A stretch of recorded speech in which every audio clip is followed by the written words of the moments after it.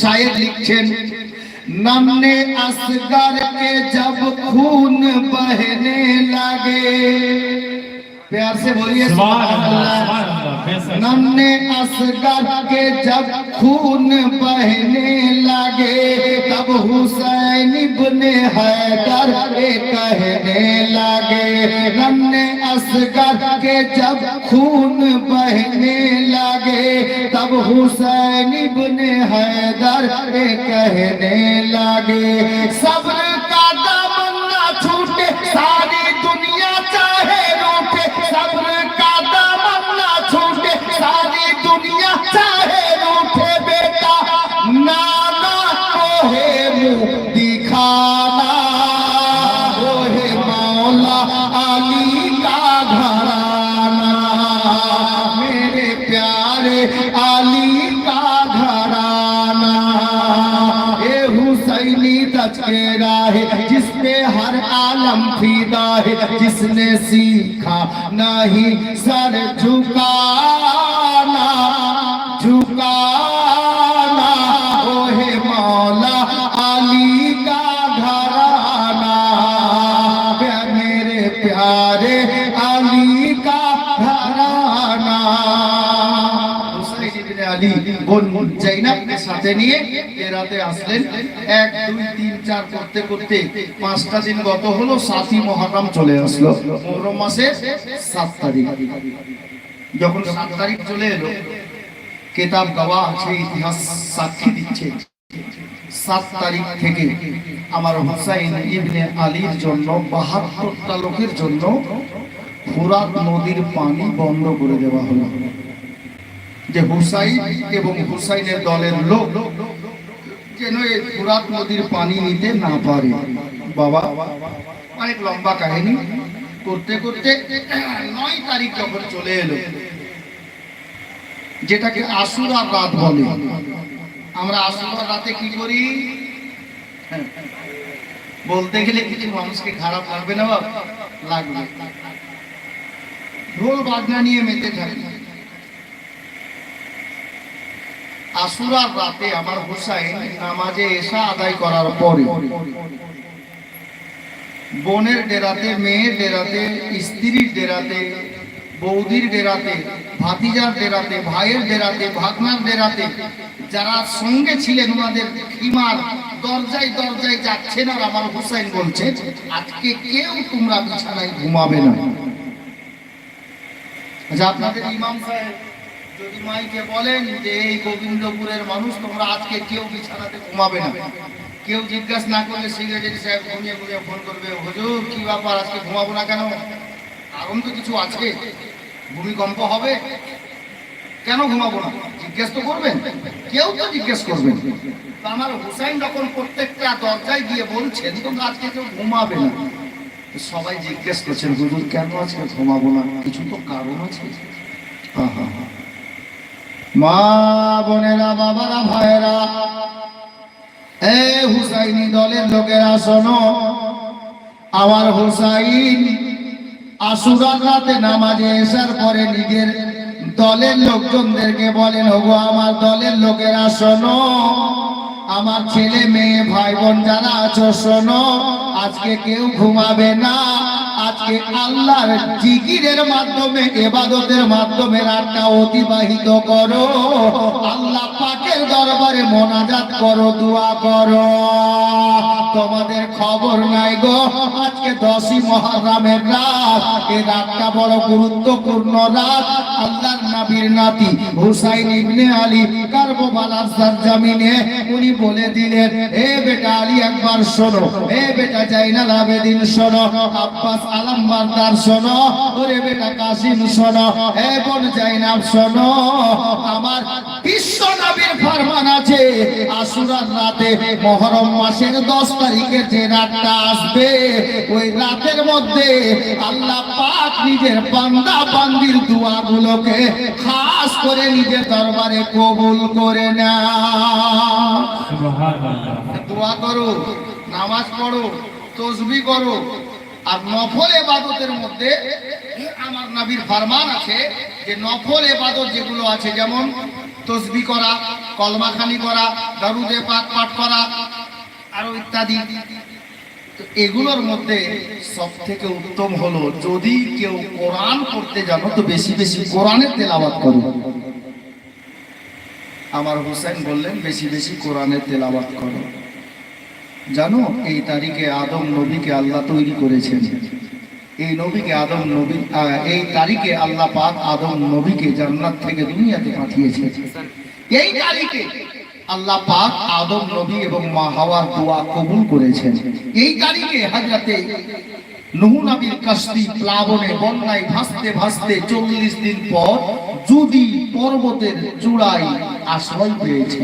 এই তারিখে হযরতে ইউনূস নবীকে আল্লাহ পাক মাছের পেট থেকে পরিত্রাণ দান করেছেন। এই তারিখে হযরতে সাইয়্যিদনা ইব্রাহিম খলিলুল্লাহকে আল্লাহ পাক নমরুদের অগ্নিকুণ্ড থেকে দুনিয়াতে আবার বের করেছেন। তারিখটা ছিল 10ই মুহররম। আল্লাহু আকবার। আল্লাহ দুনিয়াকে এই তারিখে বানিয়েছেন, দুনিয়া এই তারিখে আবার ফানা হবে এই 10ই মুহররমে। কিন্তু আমার হুসাইনে পাক এটাও বলছেন জানো এই তারিখে তোমাদের সরদার হুসাইন শহীদ হবে এই 10ই মুহররমে। খাস করে এই তারিখটা দোয়া কবুল হওয়ার তারিখ। তোমরা বেশি বেশি করে আল্লাহর কাছে দোয়া করো, ইবাদত করো। আজকে রাতে এই জন্য তো ঘুমাবে না। আগামী বছর যদি আপনারা এই 10ই মুহররমের রাতটা পেয়ে যান 9 তারিখে, তাহলে ঢোল বাজাবেন না, দোয়া দরুদ করবেন না, কোরআন পড়বেন না, নাচবেন, ওটা আপনাদের ব্যাপার। আমার হুসাইন ইবনে আলীর ফরমান হলো এই তারিখে দোয়া করো, কোরআন পড়ো, নফল পড়ো, দরুদ পড়ো, কলমা খানি করো। এটা আমার হুসাইন শিক্ষা দিয়েছেন। বেরাদার আগে বাড়ি রাতটা অতিবাহিত হলো। এখানে অনেক কিছু বলার ছিল, ওদেরকে নিয়ে গেলাম না, আমি কারবালায় ডাইরেক্ট ঢুকছি। আমার হুসাইন ইবনে আলী রাতটা অতিবাহিত হলো, ফজরের নামাজ আদায় হলো, সকাল হলো। সকাল হতে না হতে এজিদি সৈন্যবাহিনীরা চিৎকার করে ডাকছে, হুসাইন ইবনে আলী ইয়াজিদের হাতে হাত দাও, নইলে যুদ্ধের জন্য প্রস্তুত হও। আমার হুসাইন কারবালার ময়দানে গেলেন।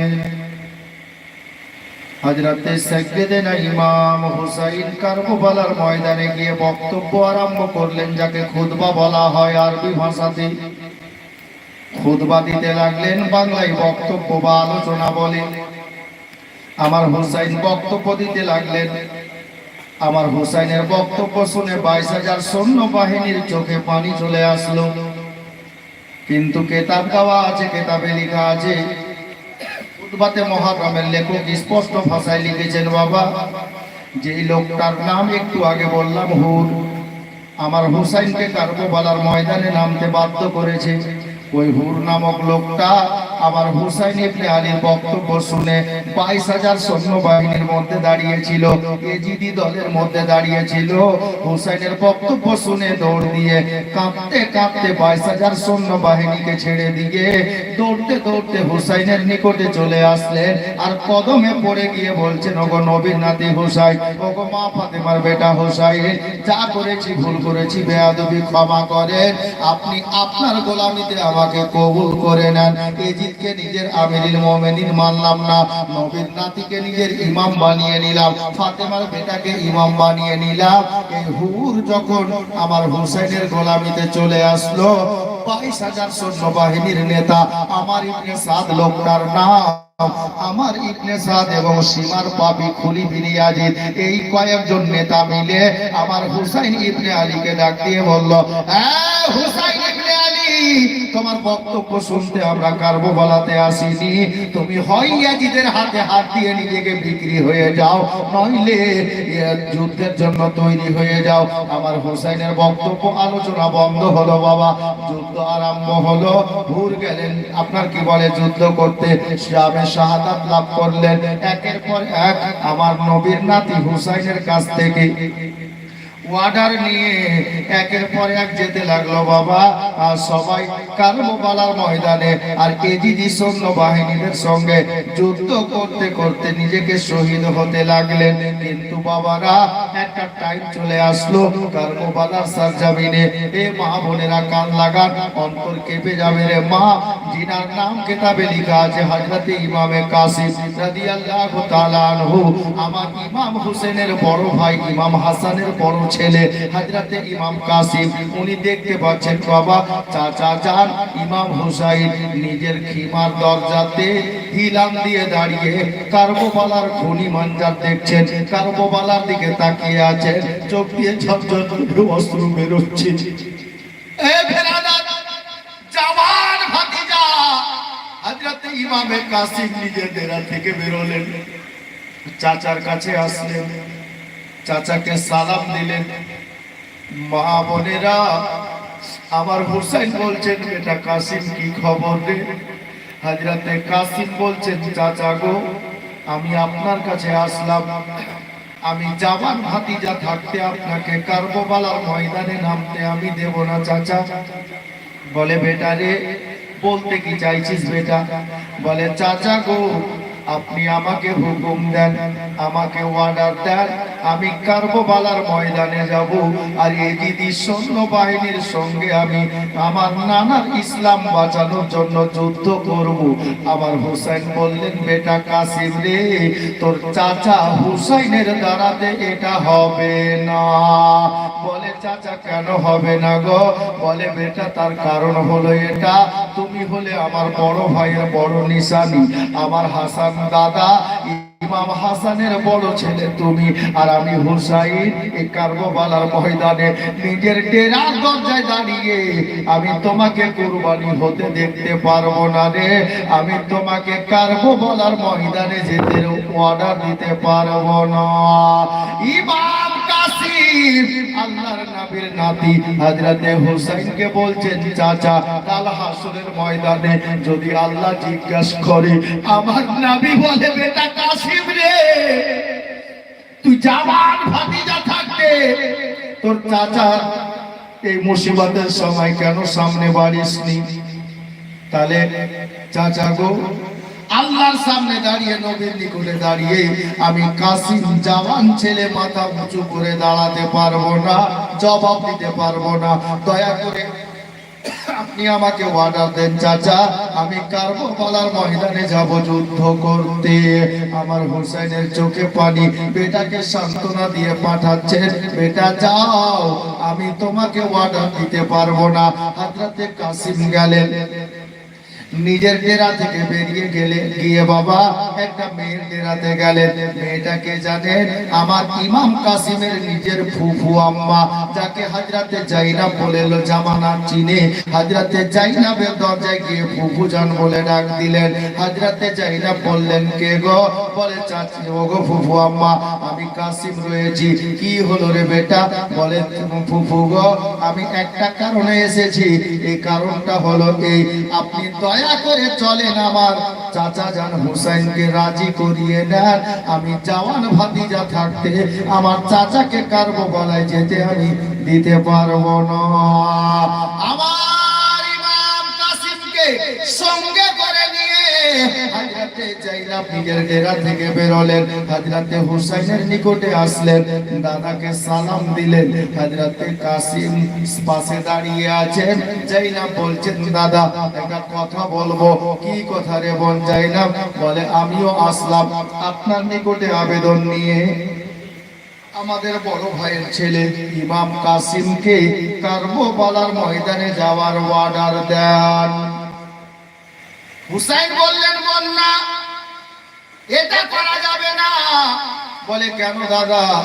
বলে আমি হুসাইন কাসিমের কুরবানি নিজের চোখে দেখতে পারবো না রে, আমি সইতে পারবো না রে, এটা আমার বড় ভাইয়ের বড় নিশানি ইমাম কাসিম আছে, এই জন্য তাকে আমি কারবালায় যেতে দিতে পারবো না। ইমাম হুসাইনকে ওনার বোন জাইনাব আল্লাহু আকবার কবীরা কয়েক বছর আগের একটা কথা মনে করিয়ে দিলেন। কথাটা কি জানেন বাবা? জীবনীতে খুব কম বক্তা আপনাদের সামনে এগুলো তুলে ধরে, শোনেন বেরাদার। হযরতে ইমাম কাসিমের ব্যাপারে জাইনাব বলছেন দাদা গো, আমাদের বড় দাদা ইমাম হাসান যখন জহর পানে আপনার কি বলে জামে শাহাদাত লাভ করেছিলেন সোনার মদিনাতে, আল্লাহু আকবার কবীরা, আমাদের বড় দাদা আপনাকে কি বলে গিয়েছিলেন, কথাটা কি ভুলে গেছেন দাদা? আমার হুসাইন বললেন, বোন কি কথা রে, আমার স্মরণে নাই রে। হযরতে জাইনাব বললেন, ও গো দাদা, আমাদের বড় দাদা হাসান জহর পানে যখন দুনিয়া ছাড়ে, ইন্তেকালের কিছুক্ষণ পূর্বে আপনাকে ডেকে সিনায় জড়িয়ে ধরেছিলেন। ভাই রে, আমাদের জোড়া আজকে ভেঙে যাচ্ছে ভাই, আমরা একা হয়ে যাব, তুমি দুনিয়ায় থাকবে, আমি কবরে চলে যাব। এ জাইনাব, কি বলতে চাইছিস রে? বলে, দাদা, আমার বড় দাদা আপনাকে একটা কথা তখন বলেছিলেন, আপনি কি ভুলে গেছেন? কি কথা রে বোন জাইনাব? বলে, বোন দাদা গো, আমাদের বড় দাদা বলেছিলেন, ভাই হুসাইন রে, আমি নানা জানের মুখে শুনেছি, আম্মা জানের মুখে শুনেছি, আব্বা জানের মুখে শুনেছি। কি শুনেছেন দাদা? বলে, একদিন সোনার মদিনা ছেড়ে তুমি হুসাইন চলে যাবে ইরাকের সরজমিন কারবালা জায়গাটাতে। ওই কারবালাতে গিয়ে ইসলামের জন্য তুমি যুদ্ধ করবে রে ভাই। তবে ভাই হুসাইন, আমি হাসান তো দুনিয়াতে থাকলাম না, আমি দুনিয়া ছেড়ে দেব। তবে ভাই ভাই হুসাইন শোনো, আমি হাসানের বড় ইচ্ছা ছিল যে আমি যদি বেঁচে থাকতাম তাহলে তোমার সঙ্গে আমি হাসানও কারবালাতে যেতাম আর ইসলামের জন্য নিজের গলাটা কাটাতাম।